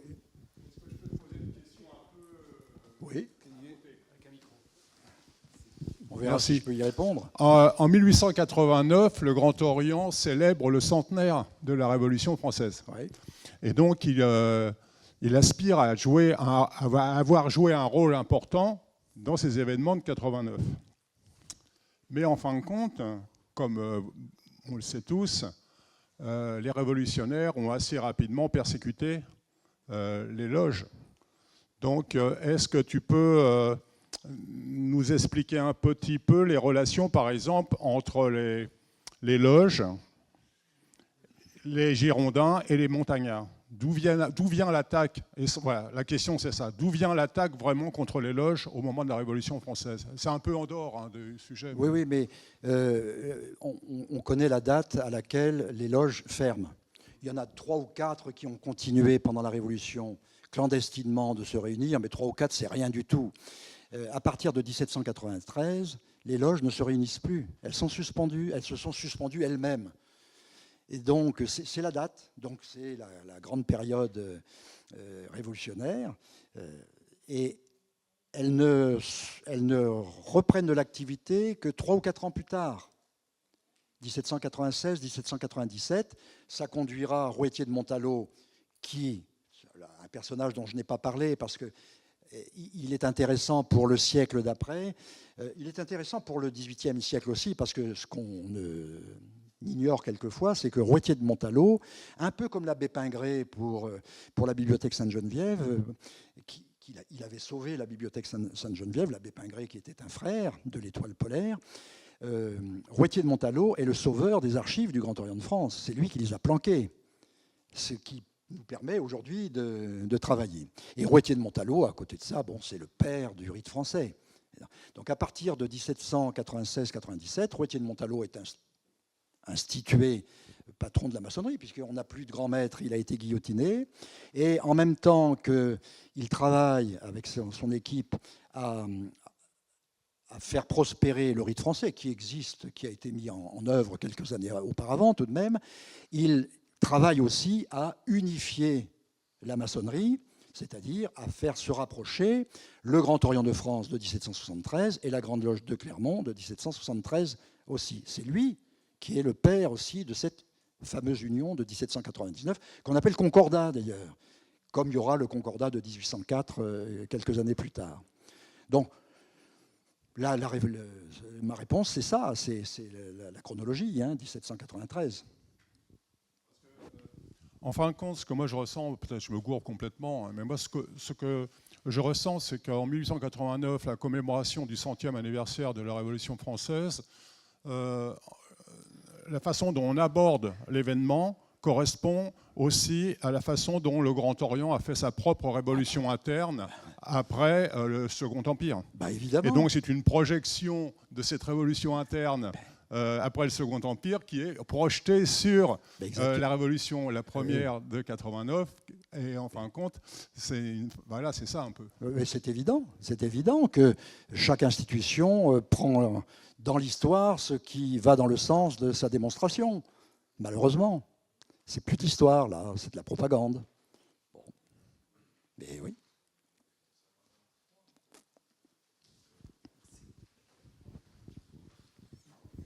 Merci. Deux questions peut-être plus anecdotiques. Alors la première, c'est, donc on l'a vu que finalement la différence sémantique, Orient, plusieurs rites, tout ça, c'est des reconstructions. On voit bien que l'idée de, peut-être justement, c'est une question de choisir l'Orient, c'est est-ce que c'est justement une volonté de rupture? Parce qu'après tout, toute cette réforme de fond aurait tout à fait pu être pris en gardant le même nom, sachant que Grande Loge nationale, ça veut dire aussi ce que ça veut dire. Est-ce que donc c'est cela qui a amené ce changement? Et est-ce qu'on a des traces, des débats qui ont amené ce changement de nom? Et une question très... Pierre Mollier parlait de la bureaucratie, et là où j'ai, moi, du mal à le rendre concret, c'est derrière cela... quel était le fonctionnement de cette bureaucratie? Est-ce qu'on était sur finalement plutôt ce qu'on appelle aujourd'hui des bénévoles? Est-ce que c'était le personnel de ces grands seigneurs, grands aristocrates, ou est-ce qu'il y avait une bureaucratie et quel était son nombre propre à la nouvelle structure? Alors, je vais commencer par répondre à ça. Le nombre, franchement, je ne me suis pas penché là-dessus. Mais nombre, il y avait, puisqu'il fallait...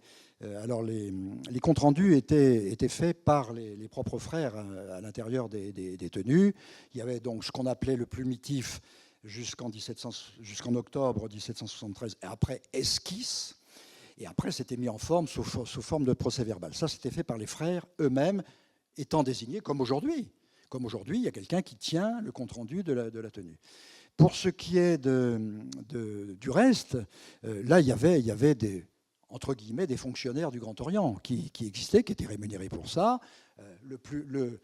Comment dire, celui qui était un petit peu au-dessus de tous, c'était le servant. C'était un certain Jacquinet, qui était le servant du Grand Orient de France, et qui pilotait un petit peu tout ça, et dont on voit la trace quelquefois dans la littérature administrative maçonnique.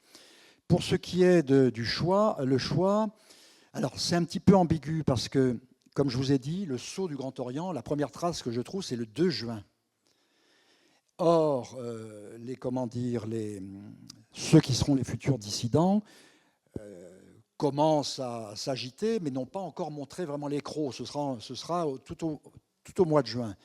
Donc, moi, je pense qu'il y avait une volonté de... C'est ce que dit le duc de Luxembourg. Une volonté de tout changer, de tout abattre et de tout reconstruire. C'était clair. Nous, on parle d'un réformateur. Lui, non. Il met tout à bas et il reconstruit.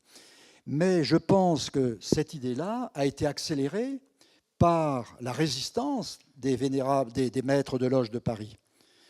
En plus, on les connaît, les Labadie et compagnie, tout ça n'était pas très très sérieux. Et quand même, il faut aussi avoir à l'esprit cette petite nuance. Le Grand Orient de France, la Grande Loge, était une grande loge, à Paris tout au moins, hein, la Grande Loge dite de Paris, largement embourgeoisée. Parce que tous ces agités-là, ils ne s'appellent pas de quelque chose, ils ne sont pas ducs, comtes ou barons. Ce sont des petits bourgeois de Paris. Alors qu'avec le duc de Montmorency-Luxembourg, quand il nomme, regardez la liste des 15 officiers d'honneur qu'il nomme, à commencer par son frère, le chevalier de Luxembourg, c'est le duc de Lauzun, c'est le comte de ceci, c'est le... Bon. Donc on a là deux mondes aussi. D'ailleurs, deux mondes, et ça continuera, parce que parmi les premières décisions que prendront les assemblées du Grand Orient de France à partir de 1774, c'est on ne recrute plus des artisans s'ils ne sont pas maîtres. Maîtres dans le sens de la loi Le Pelletier, là. Hein. S'ils sont compagnons apprentis, ils ne peuvent pas rentrer. Donc vous voyez qu'il y a aussi une structure sociale qui se met en place. On élimine les comédiens. Alors là, je n'ai pas très bien compris pourquoi, mais 2 fois, on intervient pour éliminer les comédiens à 2 années différentes. Je crois que c'est 75 et 76 qu'on refuse maintenant d'initier des comédiens. Donc il y a quelque chose, là aussi, qui va de la volonté du duc de Luxembourg de remettre de l'ordre, parce que Il faut savoir que dans les années 1760, bon, c'était quand même une sacrée pagaille. La volonté aussi d'instituer quelque chose qui correspond à son monde, puisque tous ceux qui sont autour de lui, et même dans la maçonnerie d'adoption, alors là, c'est le summum. Si vous lisez, si vous regardez qui composait la maçonnerie d'adoption, il n'y a pas que Bathilde d'Orléans, hein. Il y a la duchesse de Lamballe, il y a la femme du duc de Chartres. Enfin, c'est ça le petit monde de la maçonnerie d'adoption à l'époque. Donc la rupture, il y a rupture, effectivement, il y a une rupture, et puis après, donc, la Révolution étant passée par là, et l'Empire aussi réintroduisant du social plus ordinaire, même si eux aussi auront un jour des titres de comte, de duc ou de prince. Après, on reviendra à une sociologie plus diverse. Mais là, on est dans une sociologie quand même qui a fait le grand écart par rapport... Alors ça, c'est pour Paris, hein, parce que ce que je dis n'est pas vrai en province, quoique il y avait en province, quelquefois, dans une même ville, une loge de bourgeois et une loge d'aristocrates. Ça existait aussi. Et quelquefois une loge de religieux, parce que les religieux aussi avaient leur loge. Donc oui, rupture dans tous les sens du terme. Mais une rupture qui a marché. Oui.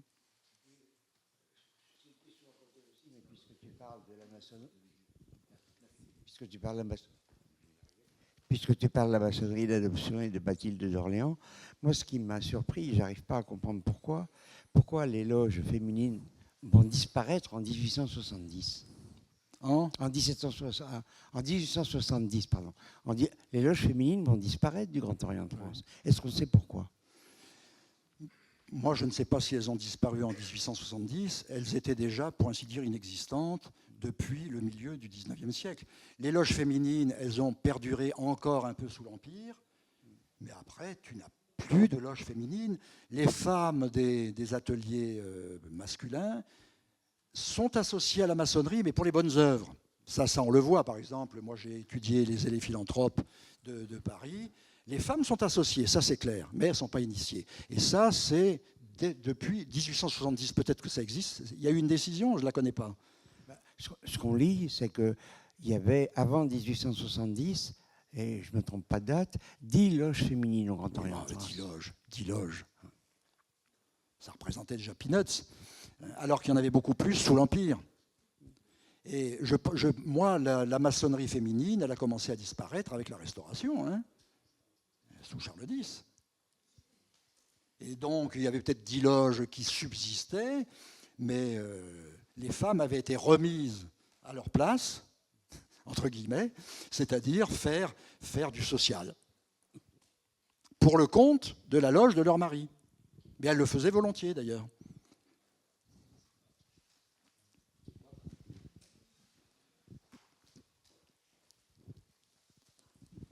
Oui, tout d'abord, mes excuses, mais à côté, ils ont pris beaucoup de retard. Et là, on est en train d'en prendre aussi. Je suis désolée. Moi, la question que je me posais, c'est l'appellation. Qui a inventé cette notion de Grand Orient? Est-ce qu'il existait des appellations antérieures quelque part? Oui. J'étais pas là, peut-être, quand vous l'avez expliqué. Vous n'étiez pas là. Grand Orient existait déjà. Donc, il y a deux, pour faire court, parce qu'on l'a déjà évoqué, le Grand Orient existait dans les textes avant 1773, mais avec un autre sens.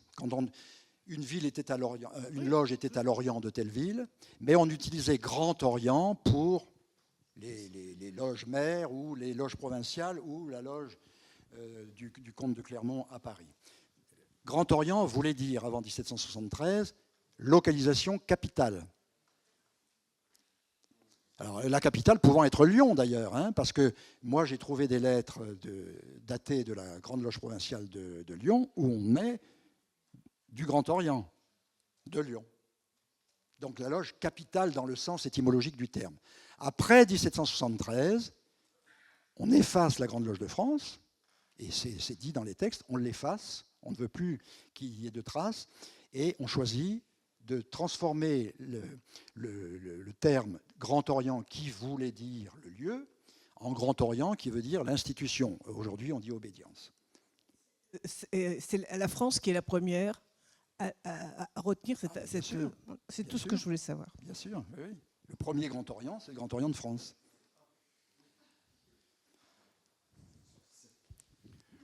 Merci. Je voulais revenir un peu sur la question que vous avez évoquée concernant la sociologie des loges. Donc une tête aristocratique et quand même un tiers-état qui est présent.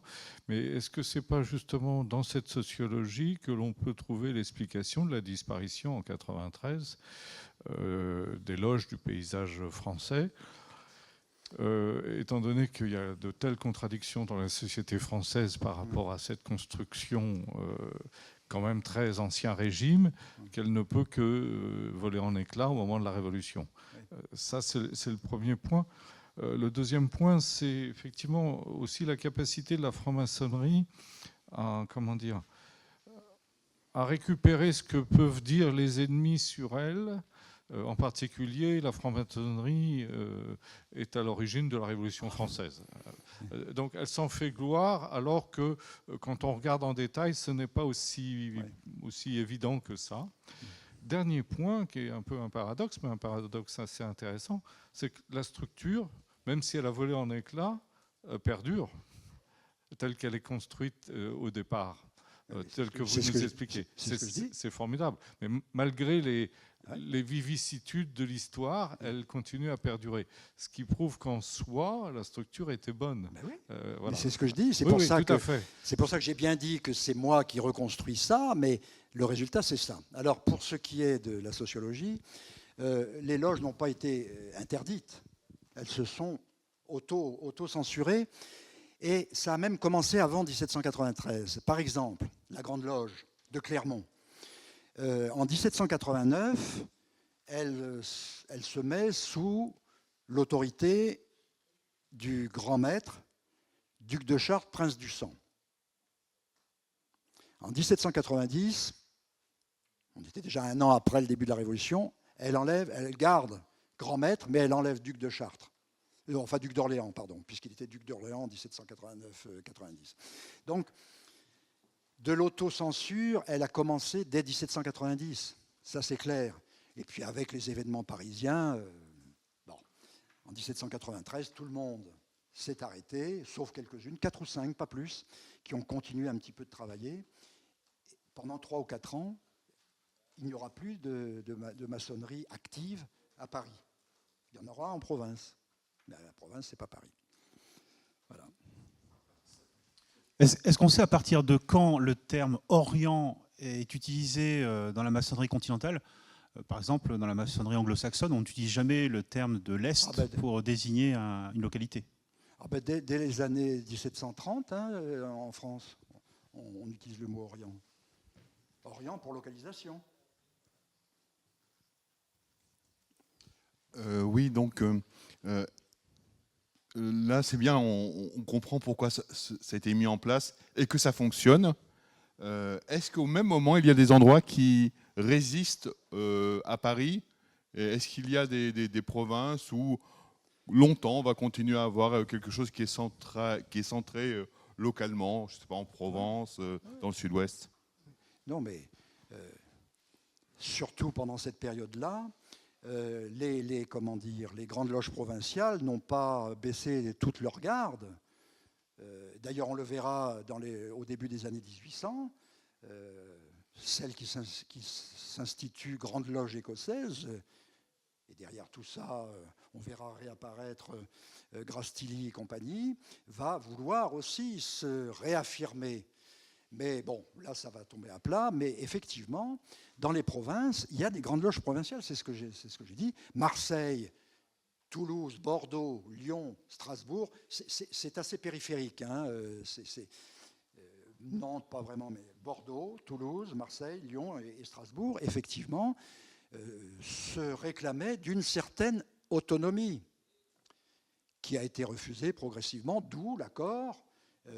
Puisqu'il n'avait pas l'accord avec les directoires écossais, et 1776, mai 1776, le Grand Orient n'est pas encore assez fort pour s'imposer partout, donc il négocie.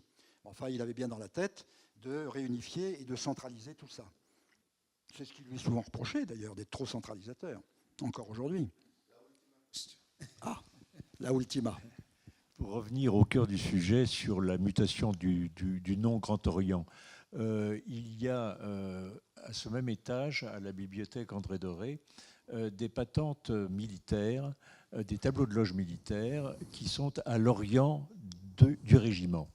Donc la notion d'Orient est réellement quelque chose de localisé et est lié à. Et il faut rechercher, quand on veut savoir où se trouve cet Orient, il faut rechercher le placement du régiment à cette période pour savoir dans quelle ville il résidait. Oui, mais c'est toujours à l'Orient du régiment. Bien, bah, c'était la conclusion. Une dernière question alors. Oui, oui, on sait ça. Oui, oui, on parle de climat. Oui, oui. On sait que c'est au climat. Oui, mais les loges d'adoption, c'est plus tardif. Bien, bah, écoutez, merci de votre écoute. Merci, merci beaucoup.